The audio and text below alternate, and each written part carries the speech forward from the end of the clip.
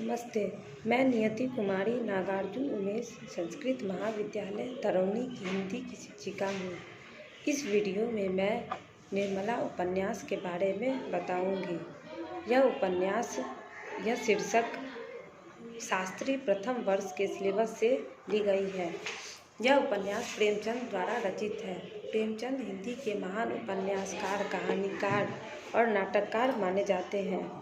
निर्मला मुंशी प्रेमचंद द्वारा रचित प्रसिद्ध उपन्यास है, जिसकी स्थापना 1926 ईस्वी में हुई।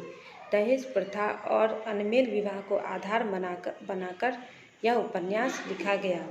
महिला केंद्रित साहित्य के इतिहास में इस उपन्यास का विशेष स्थान है। उपन्यास का लक्ष्य अनमेल विवाह और दहेज प्रथा के बुरे प्रभाव को अंकित करता है। निर्मला के माध्यम से भारत में मध्यवर्गीय युवतियों की दयनीय हालत का चित्रण किया गया है। इस उपन्यास में अनमेल विवाह और दहेज प्रथा की दुखांत कहानी है। निर्मला उपन्यास की नायिका है। पिता उदयभानु लाल की मृत्यु हो जाने के कारण उसकी माता कल्याणी देवी दहेज देने में असमर्थ रहती है। इसलिए वह अपनी पुत्री अर्थात निर्मला का विवाह भालचंद्र और रंगीली के पुत्र डॉक्टर भुवन मोहन से न करके बूढ़े तोताराम से कर देते हैं। फिर भी वह तोताराम, जिनके पहले से ही 3 पुत्र होते हैं, फिर भी उनकी विलासिता कम नहीं होती है। इतना ही नहीं, निर्मला के घर में आने पर नव युवती वधू के हृदय की उमंगों का आदर और उसे अपना प्रेम देने के स्थान पर तोताराम अपनी पत्नी और अपने बड़े बेटे मनसाराम के पारस्परिक संबंध में विलासिताजन्य संदेह की दृष्टि से देखने लगते हैं, जिसका अंत मनसाराम की मृत्यु से होता है। एक अतृप्त नारी हृदय लिए वह अपने पति के घर में पशु बलि की भांति छटपटाया करती है। मनसाराम को मरते देख वह पति और समाज की परवाह न कर अस्पताल चली जाती है। यह नारी के प्रति गर्व और साहस का उदाहरण है। किंतु ऐसा साहस यदि निर्मला ने पहले दिखाया होता तो संभवतः मनसाराम की मृत्यु नहीं होती। घर का दूसरा बेटा जियाराम भी विषाक्त वातावरण के कारण कुसंगति में पड़कर गलत आचरण करने लगता है। वह निर्मला का आभूषण चुरा कर ले जाता है और जब इस रहस्य का उद्घाटन होता है तो वह भी आत्महत्या कर लेता है। सबसे छोटा लड़का सियाराम विरक्त होकर साधु हो जाता है। परिवार में निर्मला की ननद रुक्मिणी भी उसके लिए दुख और क्लेश का कारण बनती है। तोताराम अपने 2 पुत्रों के विरह से संतप्त होकर सियाराम को ढूंढने निकल जाता है। उधर डॉक्टर भुवन निर्मला को अपने प्रेम में फांसने की चेष्टा करता है।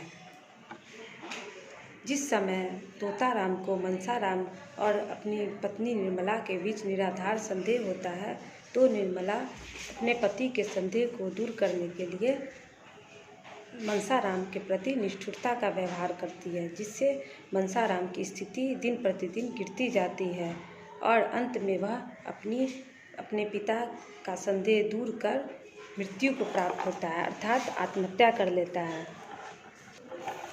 तोताराम को इससे बहुत आघात पहुंचता है। वह मानसिक रूप से ग्रस्त होकर अपने बेटों के दुख में व्याकुल हो जाता है। इसी बीच निर्मला और तोताराम के जीवन में सुधा आती है और सुधा के माध्यम से भी प्रेमचंद ने इस उपन्यास में एक नया मोड़ लाने का प्रयास किया है। सुधा और उसके पति डॉक्टर भुवन, जिसकी शादी निर्मला से पहले होने वाली थी, दोनों निर्मला के साथ अच्छा व्यवहार करते हैं और सुधा भी अपनी सहानुभूतिपूर्ण व्यवहार से निर्मला को